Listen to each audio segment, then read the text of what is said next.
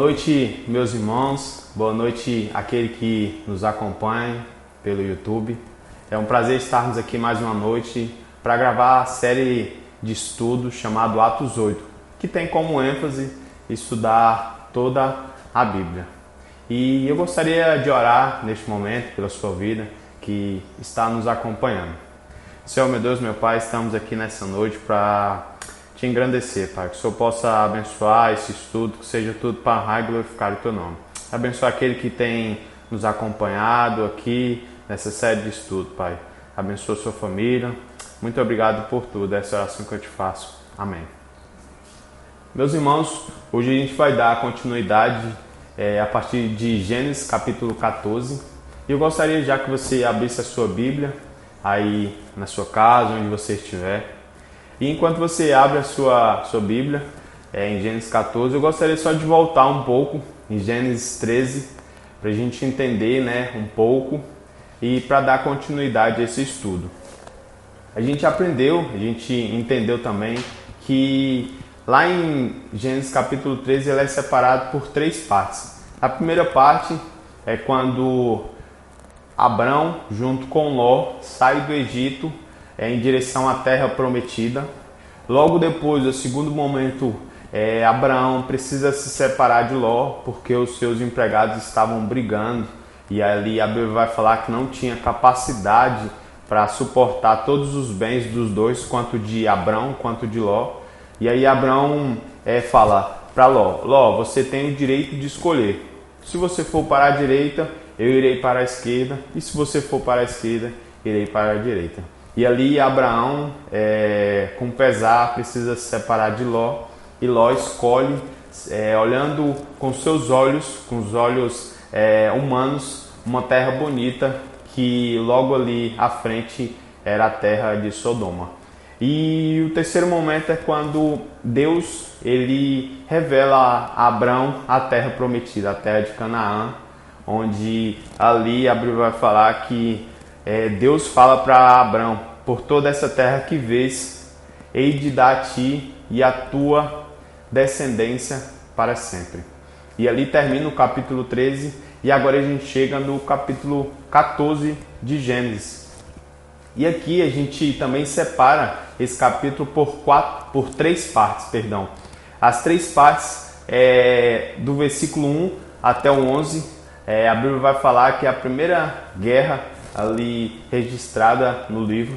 O segundo momento é do versículo 12 até o 17, quando Ló é resgatado por Abrão, porque ele é preso pelo exército que vence aquela guerra. E por último, aparece aqui um homem pela primeira vez chamado Melquisedeque.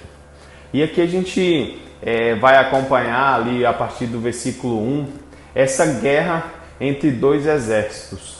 Existiam 4 reis de um lado do exército e do outro lado 5 reis. E ali começa uma batalha. Vale lembrar que naquela época, em alguns momentos, era comum alguns reis tentar guerrear contra outras terras, porque ele ganhando, ele tinha um monopólio político, econômico, e isso era vantajoso para ele. Arrecadar recursos, você muitas vezes pegava aquelas outras pessoas que eram vencidas como escravo. E aqui há uma guerra entre essas 2 nações, essas 2 confederações. De um lado 4 reis e de outro 5 reis. E é interessante que esse lado que tinha 4 reis tinha um líder. Esse líder ele era chamado Quedorlaomer. E a Bíblia vai falar do versículo 1 até o versículo 9 que ele que liderou esse grupo. E esse grupo com 4 reis acaba ganhando daquela outra confederação que tinha 5. E aí eles pegam todos os seus patrimônios, todas as suas riquezas, trazem um povo cativo também. E ali Quedorlaomer, ele é o líder, ele é o monarca que vai liderar aquela grande batalha. E aí a gente vê que do versículo 1 até o 11 é essa batalha que a Bíblia relata. E ali, a partir do versículo 12, vai falar que Ló, ele é preso, ele é pegado e sequestrado por aquele povo. E quando a gente vai estudar a fundo, não se sabe se Ló ele estava diretamente na batalha ou se ele estava em casa. A maioria dos estudiosos acredita que ele estava na sua residência, e quando aquele povo liderado por Quedorlaomer, ele ganha, ele vai pegar todos os homens ali e vai levar como cativo, e Ló estava com ele. E aí existe um momento que um homem ele consegue se desvencilhar, que estava ali com Ló, e vai até Abrão falar que o seu sobrinho estava nessa situação. E aqui é algo que traz muito significado para a gente, porque se a gente for voltar, né, no capítulo 12 e no 13 de Gênesis, a gente vai entender que quando o seu pai morre, o pai de Ló, Abrão, ele tem um sentimento de ajudar Ló, um sentimento familiar. Por quê? Porque até aquele momento Sarai não tinha ainda a possibilidade de filhos, e Abrão ele pega Ló como filho. E ali no capítulo 13 ele tem que se separar de Ló. E ali eu fico imaginando que há um sentimento de Abrão triste, porque ele imaginava que Ló ficaria com ele. Mas mesmo assim Ló ele acaba escolhendo pelas suas intuições humanas se distanciar. E agora chega a notícia que Ló está preso. E muitas vezes a gente pensa que se fosse nós, a gente falaria: não, eu não vou atrás desse meu sobrinho, porque ele separou de mim, ele não pensou muitas vezes nessa separação. E vale lembrar que Abrão, com essa decisão de ir até Ló, ele estava colocando em risco a sua própria vida. Mas mesmo assim a Bíblia vai falar que ele escolhe 318 homens e vá até ali resgatar Ló. E quando a gente vai estudar a fundo esse texto, não foi uma distância pequena. Estudiosos vai falar que foi aproximadamente 190 quilômetros de distância. E aqui há uma experiência de fé novamente de Abrão. Por quê? Se a gente for pensar, aqueles que venceram era de 4 reinados, então eram muito mais pessoas do que os 318 homens de Abrão. Mas mesmo assim a Bíblia vai falar que Abrão ele vence aquela guerra, ele vence aquela batalha. Mas o interessante é que em nenhum momento ele se envaidece. Ele fala que aquela vitória foi por suas próprias forças. Não, ele engrandece o Senhor Deus. E fica claro que Abrão ele agiu com fé para buscar o seu sobrinho Ló. Ele não apenas derrotou, mas ele demonstrou a sua fé ali naquele momento, através daquela batalha. E aqui a gente chega ao último momento, né, que aparece a figura de Melquisedeque. Melquisedeque ele aparece aqui em Gênesis, a partir do versículo 18. Vai falar ali também em Salmos 110, a partir do versículo 4. E também Hebreus 7. E vamos ler a partir do versículo 18, para a gente entender a profundidade de quem era Melquisedeque. Acompanhe comigo. Melquisedeque, rei de Salém, trouxe pão e vinho. Era sacerdote do Deus Altíssimo.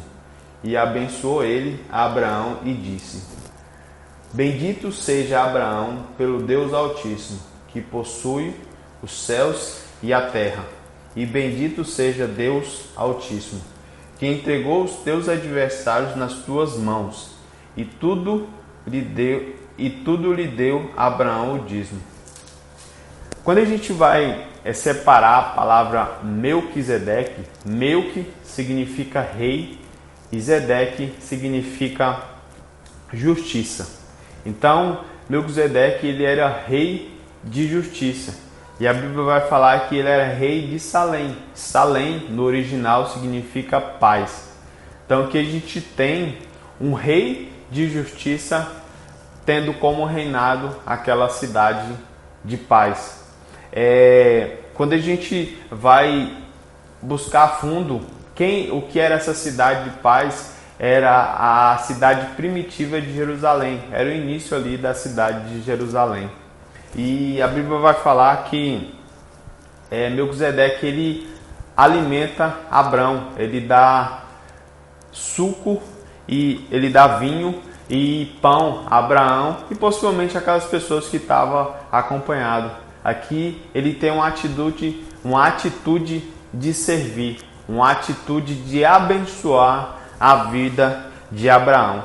E logo após, a Bíblia vai falar que ele era sacerdote do Deus Altíssimo. E a palavra aqui, no original, era Ei Leon, Supremo Senhor. Por que a gente precisa entender isso? Porque Melquisedeque, ele tinha uma responsabilidade política, civil e também tinha uma responsabilidade espiritual sobre aquele povo. Porque ele era rei, mas também ele tinha um atributo de ser um direcionador de práticas espirituais. Porque a gente vale lembrar que Sodoma e Gomorra era uma cidade com muitas práticas pecaminosas e ali aparece um homem direcionado por Deus para liderar, para direcionar aquele povo. E lá no versículo 20, Melquisedeque, ele abençoa Abraão com as seguintes palavras: Bendito seja Abraão pelo Deus Altíssimo, que possui os céus e a terra. Bendito seja Deus Altíssimo, que entregou os teus adversários em tuas mãos.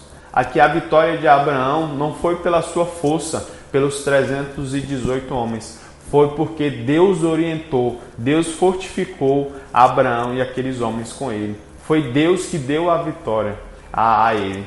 E ali vai falar que Abraão, ele pega grande parte e dizima. Aqui aparece o primeiro relato de dízimo na Bíblia. Abraão, ele vê aquilo como primordial, abençoar a vida de Melquisedeque. E logo depois aparece um outro indivíduo que era rei de Sodoma. E aí ele faz uma pergunta para Abraão.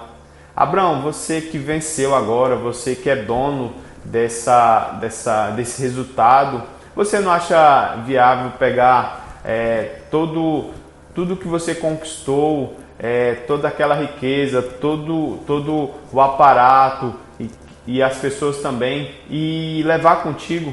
E aí Abraão tem algo impressionante, ele fala algo impressionante para aquele homem. Acompanhe comigo a partir do versículo 22. Mas Abraão respondeu: Levanto a mão ao Senhor, o Deus Altíssimo, e que possui os céus e a terra. Juro que nada tomarei de tudo que pertence, nem um fio, nem uma correia de sandália, para que não digas: eu enriqueci a Abraão. Nada quero para mim, senão o que os rapazes comeram a partir da toca aos homens Abner, Escol e Mare, que foram comigo, estes que tomem o seu quinhão. Aqui, Abraão, ele escolhe pelo melhor. Ele escolhe desde pegar, ele escolhe dizimar, ele escolhe dar. E aqui ele fala: eu não quero ser enriquecido por isso. Eu quero ser enriquecido por outras coisas. E a grande verdade é que a gente vai aprender lá na frente: buscar primeiro o reino de Deus, e as demais coisas serão acrescentadas. Muitas vezes a gente tem corrido por esse mundo por coisas passageiras. E aqui Abraão, ele tem a possibilidade de pegar todas aquelas riquezas para si. E ele fala para o rei de Sodoma: eu não quero isso. Isso não me convém. Porque antes de receber, eu quero dar. E aqui fica uma lição para a gente, meus irmãos. Com toda a atitude de Abraão, ele sai da sua conforto. Como foi dito aqui, uma distância boa, mais de 190 quilômetros, resgata Ló. Logo após, ele tem a possibilidade de pegar esses bens e ele não quer. Mais do que isso, ele faz dizimar na obra. Ele faz abençoar a vida de Melquisedeque. Que essa palavra possa ficar no seu coração. E se você gostou desse vídeo, compartilhe com seus familiares, com seus amigos, e que Deus possa abençoar a sua noite. vejo o futuro.